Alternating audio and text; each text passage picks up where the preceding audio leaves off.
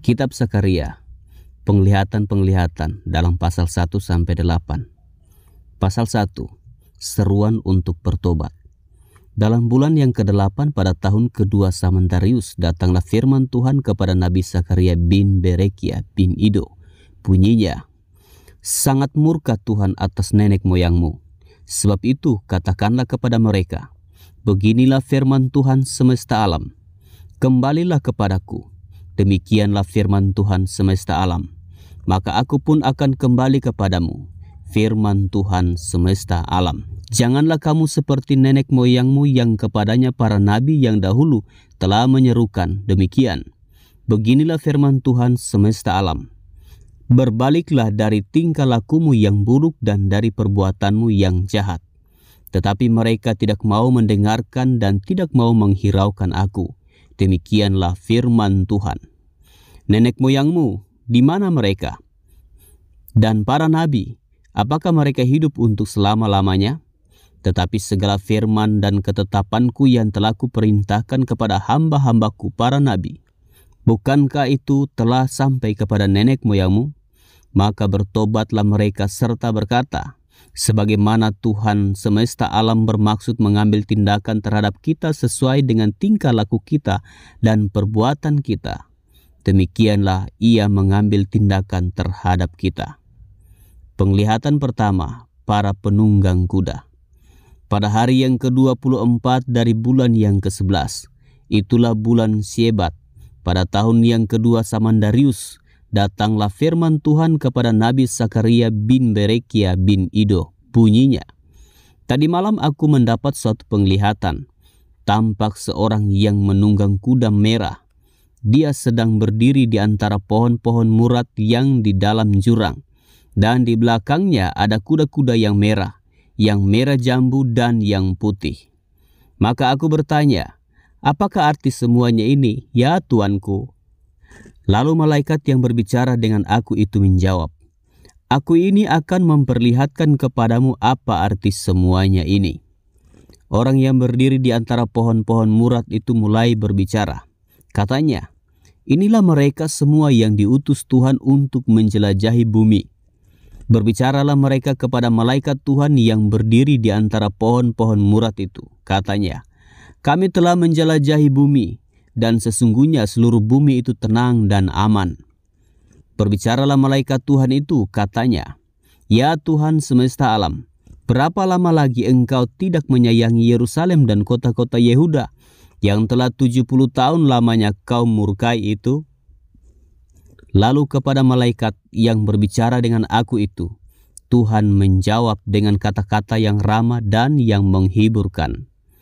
Berkatalah kepadaku malaikat yang berbicara dengan aku itu, serukanlah ini, beginilah firman Tuhan semesta alam. Sangat besar usahaku untuk Yerusalem dan Sion, tetapi sangat besar murkaku terhadap bangsa-bangsa yang merasa dirinya aman, yang sementara aku murka sedikit, telah membantu menimbulkan kejahatan. Sebab itu beginilah firman Tuhan. Aku kembali lagi kepada Yerusalem dengan kasih sayang. Rumahku akan didirikan pula di sana. Demikianlah firman Tuhan semesta alam. Dan tali pengukur akan direntangkan lagi di atas Yerusalem. Serukanlah ini selanjutnya. Beginilah firman Tuhan semesta alam. Kota-kotaku akan berlimpah-limpah pula dengan kebajikan, dan Tuhan akan menghiburkan Sion dan akan memilih Yerusalem pula. Penglihatan kedua, 4 tanduk dan 4 orang tukang besi. Aku melayangkan mataku dan melihat, tampak 4 tanduk. Lalu aku bertanya kepada malaikat yang berbicara dengan aku itu, apakah arti semuanya ini? Maka ia menjawab aku, inilah tanduk-tanduk yang telah menyerahkan Yehuda, Israel, dan Yerusalem. Kemudian Tuhan memperlihatkan kepadaku 4 tukang besi. Lalu aku bertanya, orang-orang ini datang untuk melakukan apa? Maka ia menjawab, ini pun adalah tanduk-tanduk yang telah menyerahkan Yehuda, sehingga tidak seorang pun berani mengangkat kepalanya. Dan semuanya ini datang untuk mengejutkan mereka, yakni untuk menghempaskan tanduk bangsa-bangsa yang telah mengangkat tanduk terhadap tanah Yehuda, hendak menyerahkannya.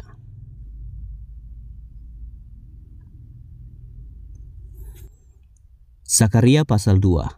Penglihatan ketiga, seorang yang memegang tali ukuran. Aku melayangkan mataku dan melihat, tampak seorang yang memegang tali pengukur. Lalu aku bertanya, "Kemanakah engkau ini pergi?" Maka ia menjawab aku, "Ke Yerusalem untuk mengukurnya, untuk melihat berapa lebarnya dan panjangnya."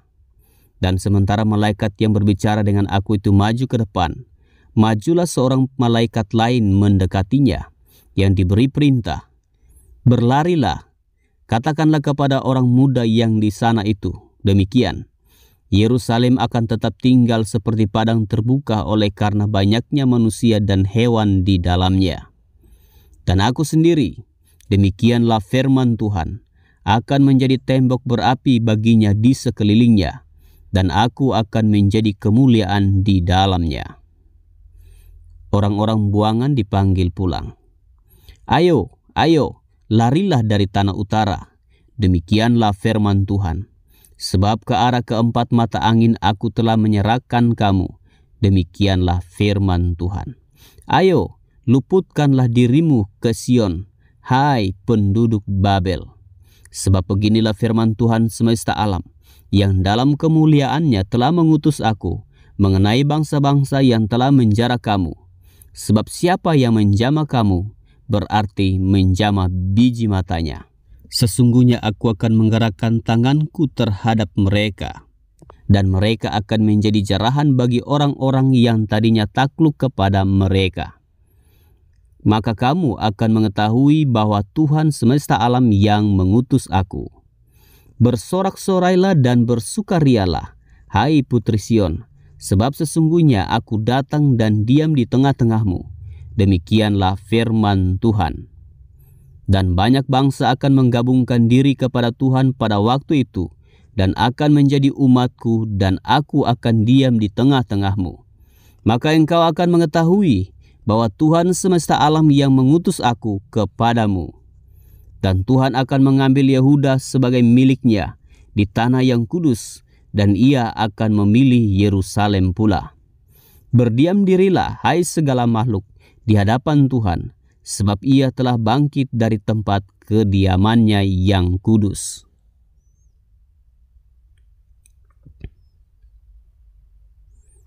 Sakaria pasal 3.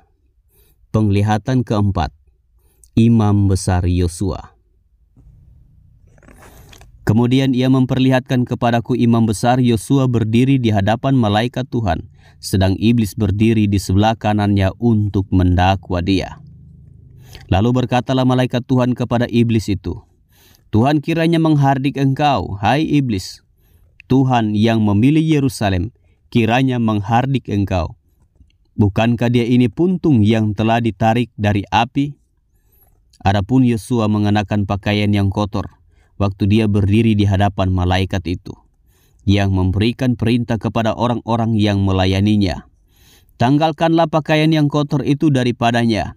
Dan kepada Yosua ia berkata, "Lihat, dengan ini aku telah menjauhkan kesalahanmu daripadamu. Aku akan mengenakan kepadamu pakaian pesta." Kemudian ia berkata, "Taruhlah serban tahir pada kepalanya." Maka mereka menaruh serban tahir pada kepalanya dan mengenakan pakaian kepadanya. Sedang malaikat Tuhan berdiri di situ. Lalu malaikat Tuhan itu memberi jaminan kepada Yosua, katanya, "Beginilah firman Tuhan semesta alam. Apabila engkau hidup menurut jalan yang kutunjukkan dan melakukan tugas yang kuberikan kepadamu, maka engkau akan memerintah rumahku dan mengurus pelataranku, dan aku akan mengizinkan engkau masuk ke antara mereka yang berdiri melayani di sini. Dengarkanlah, hai imam besar Yosua, engkau dan teman-temanmu yang duduk di hadapanmu. Sungguh kamu merupakan suatu lambang, sebab sesungguhnya aku akan mendatangkan hambaku, yakni Sang Tunas. Sebab sesungguhnya permata yang telah kuserahkan kepada Yosua, satu permata yang bermata 7, Sesungguhnya aku akan mengukirkan ukiran di atasnya. Demikianlah firman Tuhan semesta alam. Dan aku akan menghapuskan kesalahan negeri ini dalam 1 hari saja. Pada hari itu, demikianlah firman Tuhan semesta alam. Setiap orang daripadamu akan mengundang temannya duduk di bawah pohon anggur dan di bawah pohon ara. Sakaria pasal 4. Penglihatan kelima, kandil emas yang berhiaskan 2 pohon zaitun. Datanglah kembali malaikat yang berbicara dengan aku itu. Lalu dibangunkannyalah aku seperti seorang yang dibangunkan dari tidurnya. Maka berkatalah ia kepadaku, "Apa yang engkau lihat?" Jawabku, "Aku melihat tampak sebuah kandil dari emas seluruhnya, dan tempat minyaknya di bagian atasnya. Kandil itu ada 7 pelitanya dan ada 7 corot pada masing-masing pelita yang ada di bagian atasnya itu. Dan pohon zaitun ada terukir padanya, 1 di sebelah kanan tempat minyak itu dan 1 di sebelah kirinya. Lalu berbicaralah aku, kataku kepada malaikat yang berbicara dengan aku itu, "Apakah arti semuanya ini?" Maka berbicaralah malaikat yang berbicara dengan aku itu. Katanya kepadaku, "Tidakkah engkau tahu apa arti semuanya ini?" Jawabku, "Tidak, Tuanku." Maka berbicaralah ia, katanya, "Inilah firman Tuhan kepada Zerubabel, bunyinya, bukan dengan keperkasaan dan bukan dengan kekuatan, melainkan dengan rohku, firman Tuhan semesta alam. Siapakah engkau, gunung yang besar? Di depan Zerubabel engkau menjadi tanah rata. Ia akan mengangkat batu utama, sedang orang bersorak, bagus, bagus sekali batu itu." Kemudian datanglah firman Tuhan kepadaku, demikian, "Tangan Zerubabel telah meletakkan dasar rumah ini, dan tangannya juga akan menyelesaikannya. Maka kamu akan mengetahui bahwa Tuhan semesta alam yang mengutus aku kepadamu. Sebab siapa yang memandang hina hari peristiwa-peristiwa yang kecil, mereka akan bersukaria melihat batu pilihan di tangan Zerubabel. Yang 7 ini adalah mata Tuhan yang menjelajah seluruh bumi." Lalu berbicaralah aku kepadanya, "Apakah arti kedua pohon zaitun yang di sebelah kanan dan di sebelah kiri kandil ini?" Untuk kedua kalinya berbicaralah aku kepadanya, "Apakah arti kedua dahan pohon zaitun yang di samping kedua pipa emas yang menyalurkan cairan emas dari atasnya itu?" Ia menjawab aku, "Tidakkah engkau tahu apa arti semuanya ini?" Jawabku, "Tidak, Tuanku." Lalu ia berkata, "Inilah kedua orang yang diurapi yang berdiri di dekat Tuhan seluruh bumi."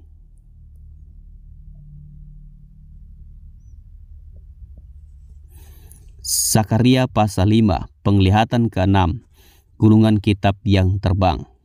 Aku melayangkan mataku pula, maka aku melihat tampak sebuah gulungan kitab yang terbang. Berkatalah ia kepadaku, "Apa yang engkau lihat?" Jawabku, "Aku melihat sebuah gulungan kitab yang terbang, panjangnya 20 hasta dan lebarnya 10 hasta.